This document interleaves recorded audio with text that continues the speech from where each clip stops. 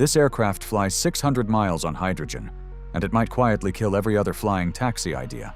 Well, the Jetsons may have done it first, but by 2030, Aussies could be flying high in an electric aircraft that lands right in your backyard. What if the future of flight isn't batteries, but something far more powerful already flying today? For years, the idea of flying cars landing in your backyard felt like something straight out of a cartoon, like something you'd only ever see in the Jetsons. People talked about it, imagined it, but deep down, nobody really believed it would actually happen in real life. It just felt too far away.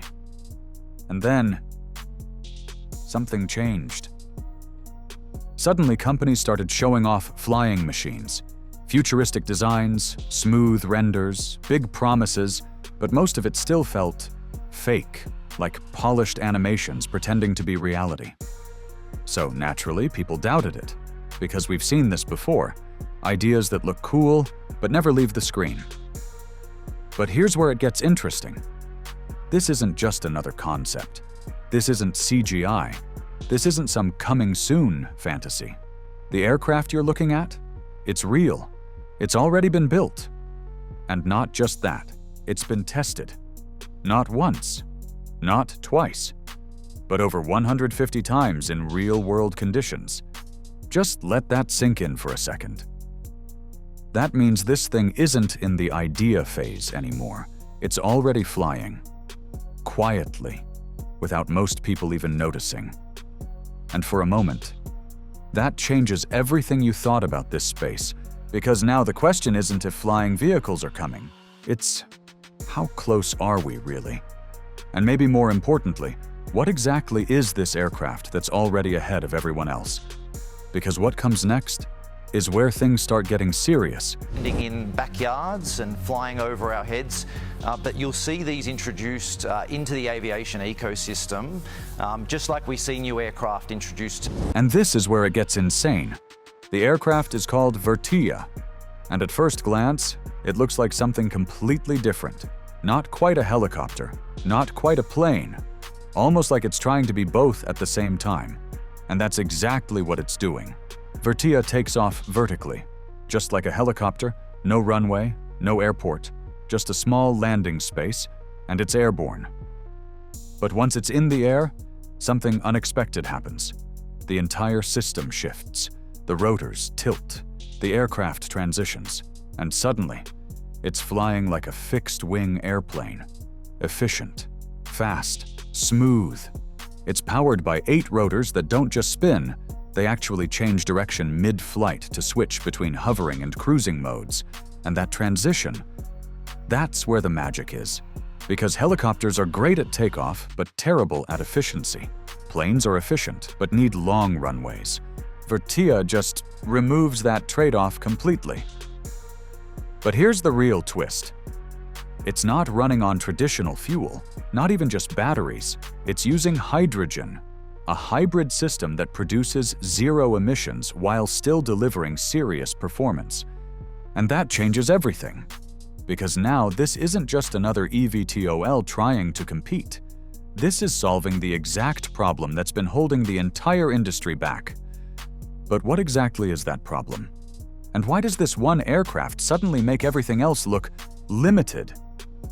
Now here's the part nobody saw coming. Most electric flying taxis today, they struggle with range. Some can go 200 kilometers, maybe 300 if you really push it. And that's the ceiling. That's the limitation that's been holding the entire industry back. But Vertia, wait, you're watching right now but not subscribed to the channel, go ahead and smash that subscribe button so we can move on with the video. You did? Okay, cool. Now back to the video. Bell Aero says its futuristic vehicles will cost less than a chopper and fly up to 1,000 kilometres on hydrogen. But you might want to start counting your pennies though, because the stylish Sky Cruiser will set you back more than... It just broke that limit completely. This aircraft can fly up to 1,000 kilometers, about 600 miles, on a single hydrogen fill. And that number, it sounds impressive at first, but the real impact hits when you compare it. Most electric flying taxis today barely reach 200 to 300 kilometers before needing to land. That's the ceiling they've been stuck with. But this is nearly 3 times that range. It's not just an upgrade, it's a completely different level of capability. And then, it goes even further. Because distance alone doesn't mean much if speed can't keep up. But Vertia cruises at around 300 kilometers per hour. So it's not just traveling farther, it's covering that distance fast enough to actually matter in real-world situations. Long trips suddenly become practical. Routes that were impossible before now feel normal. But here's where it really flips the script. Most electric aircraft today have one major problem: charging. You land, and then you wait. Sometimes hours. That delay kills efficiency. It limits how often the aircraft can be used. But Vertia doesn't wait like that. It refuels using hydrogen in minutes, not hours. So just think about what that actually means. Long distance, high speed, quick turnaround. Individually, those things exist. But together, almost no electric aircraft today can deliver all 3 at the same time. And that combination, that's what changes everything. Because now, the biggest limitation of eVTOLs, the thing that's been holding them back this whole time, is suddenly gone. Range isn't the problem anymore. And when that disappears, the entire conversation shifts. Because now you're not just looking at short city hops or experimental routes. You're looking at something that can actually connect regions, replace helicopters, and operate like real aviation. So the question changes completely. If this aircraft can go that far, if it can move this fast, and reset this quickly, what exactly can it be used for? Because at this point, this isn't just about flying taxis anymore. This is where things get real. Configuration of the cabin, and as you can see, we have a digital cockpit for the pilot. And as you can see in the back here, we have our patient Bruce, who may have had an incident out in remote Australia, and room for the aero paramedics treatment and care so that Bruce can get to a urban or regional medical hub and receive the care that he or she needs. Oh, I hope Bruce is... But here's the part most people misunderstand. Vertia isn't being built as some luxury flying Uber for rich people. It's not about skipping traffic or showing off futuristic tech. That's not the real story here. The real story is impact. Imagine someone in a remote area, no hospitals nearby, no fast transport, just distance and time running out. Now imagine an aircraft that can land nearby, pick them up, and get them to medical care fast. That's exactly what Vertia is designed for. It can be configured as an air ambulance, complete with space for a patient and medical crew. Not just transport, but treatment during flight. And in places like regional Australia, that could literally mean the difference between life and death. But it doesn't stop there. This aircraft can carry cargo, deliver supplies, transport mail, connect isolated communities that normally rely on slow, expensive logistics. It's designed to carry a pilot and up to 4 passengers, or switch roles depending on what's needed. And suddenly, it becomes something much bigger. Not just a vehicle, but infrastructure in the sky, the kind that keeps communities alive, the kind that solves problems most people never even think about. And this is where the emotional shift happens. Because now it's not about convenience, it's about necessity. But if it's this useful, if it can do all this, then who's actually stepping up to use it first? But here's the reality check. And it hits a little different. You probably won't be buying one of these anytime soon. Because while everyone imagines flying cars sitting in their driveway, that's not how this starts. Not even close. Vertia isn't being built for individuals. It's already being snapped up by aviation companies, the ones that actually run air transport today. And this is where things quietly shift from future idea to real business. A major aviation group has already placed orders. Not 1 or 2, but up to 20 aircraft. These aren't sitting idle either. They're planned to operate through real services: AirMed, AirLink, Chart Air, handling passengers, cargo, and medical flights across Australia. So this isn't some experimental toy.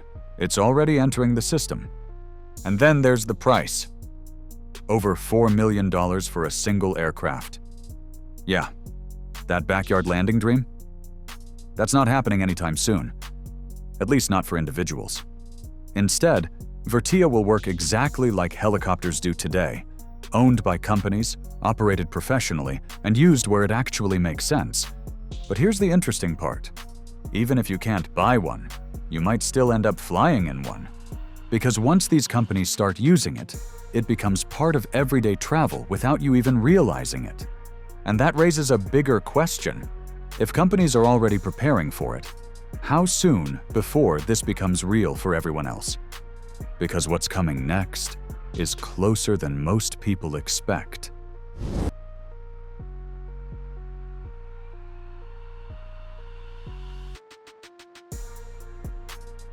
And this is where things start to feel very real. Because this isn't some maybe in 20 years situation. Vertia has already crossed one of the biggest milestones any aircraft can hit: its first free flight. No tethers, no safety lines, just a full takeoff, flight, and landing. And after that, it didn't stop. It kept flying again and again. Over 50 successful test flights so far, each one pushing it closer to real-world use. At first, these flights were controlled remotely, carefully tested, step by step. Almost like teaching the aircraft how to exist in the real world. And soon, it moves into its next phase: hydrogen-powered flight testing. That's the moment everything shifts. Because once hydrogen flight is proven, this stops being a prototype. It becomes a product. And here's the part that surprises most people. The expected rollout? Somewhere between 2027 and 2030. That's not far away. That's almost here. So now the question isn't about technology anymore. It's about timing. What's actually holding it back from launching tomorrow? Because if it's already flying, something else must be slowing it down. Now hold on, because this is the part nobody really talks about. Building the aircraft? That's only half the battle. The real challenge is everything around it. Because aviation isn't like launching an app. You don't just build something and release it. Every single aircraft has to pass strict certification, some of the toughest safety standards in the world. And Vertia? It's doing something no one has done before in Australia. That makes things complicated? Then there's infrastructure. Hydrogen sounds incredible, but it needs an entire system to support it. Refueling stations, storage, safety protocols, none of that is widespread yet. So even if the aircraft is ready, the world around it might not be. And then, money. Building aircraft isn't cheap. It takes years of development, testing, redesigning, and scaling. Without serious funding, venture capital, government backing, this doesn't move forward at all. And even pilots. They'll need new certifications, new training, because this isn't quite a helicopter, not quite a plane. It's something new. So yeah, the technology is there. But getting it into the real world, that's the real challenge, because this could change aviation forever, but only if it survives this stage. And that leads to an even bigger question. Can they actually scale this beyond just a few aircraft? And this is where the story gets bigger than just one aircraft, because Vertia isn't the end goal, it's the beginning. A MSL Aero isn't just building something to fly, they're trying to rebuild how aviation works from the ground up. Cleaner, smarter, more efficient.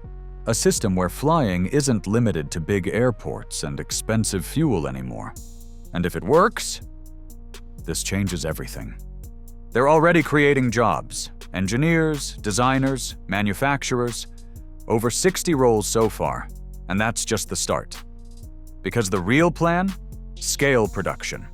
Not a handful of aircraft, but thousands per year. Think about that for a second. Thousands. That's not a startup experiment anymore. That's an industry, and they're not doing it alone. Universities, suppliers, research institutions, entire ecosystems are forming around this one idea, all feeding into a future where zero-emission flight isn't rare, it's normal. And it doesn't stop in Australia. This is being built as a global product, something that can expand into different countries, different terrains, and different needs. From medical flights to cargo to passengers, all running on the same core system. So suddenly, this isn't just innovation, it's infrastructure. A new layer of aviation is being built quietly in the background. And now the question shifts again. If they pull this off, what happens to everything that came before it? Because that's where things get disruptive. This is the new generation of aircraft. They're zero emissions. Ours is long range. It will travel 1,000 kilometres. Now, this is the first that we're aware of in Australia for something of this size and complexity. And this is the moment everything connects. For years, the biggest limitation in electric aviation has been batteries. Limited range, long charging times, weight issues. Every company has been trying to work around the same problem. But Vertia didn't work around it, it just skipped it. Hydrogen changes the equation completely. Longer range, faster refueling, lighter system for long distances. Suddenly, the trade-offs that defined eVTOL design don't apply anymore. And when you combine that with lower operating costs, up to 70% cheaper than helicopters, it starts to look less like an alternative and more like a replacement. Even noise drops significantly. Quieter flights, less disruption, more flexibility in where it can operate. And this is where the realization hits. If this scales, if hydrogen infrastructure catches up, if certification goes through, then most battery-based flying taxis suddenly look outdated, not useless, but limited. And in technology, that's all it takes. Because once something better exists, everything else has to adapt or disappear. So now the real question isn't about Vertia anymore. It's about everyone else. Will they catch up, or will they be left behind? Flying cars once felt like a joke, something stuck in cartoons and imagination. But now they're being tested, quietly. And maybe this isn't just the next step in aviation. Maybe it's a complete reset. So tell me, would you trust a hydrogen aircraft? Because the future might already be here.